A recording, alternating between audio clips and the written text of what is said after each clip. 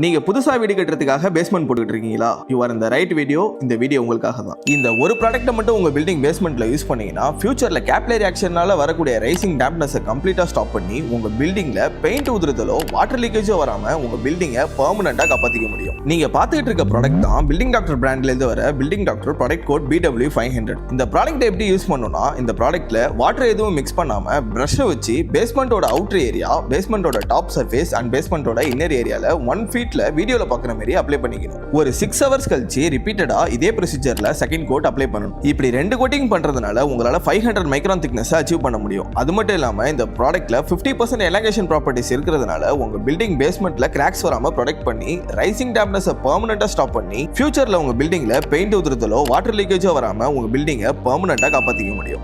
உங்க building rising டேம்ப்னஸ்ல இருந்து காப்பாத்த நினைச்சீங்கன்னா பில்டிங் டாக்டர்னு கமெண்ட் பண்ணுங்க. உங்க டிஎம்க்கு ப்ராடக்ட்டோட டீடைல்ஸை தாராளமா சென்ட் பண்ணி வைக்கிறேன். புதுசா வீடு கட்ட போறவங்க ஃப்ரெண்டுக்கு இந்த வீடியோவை மறக்காம ஷேர் பண்ணுங்க.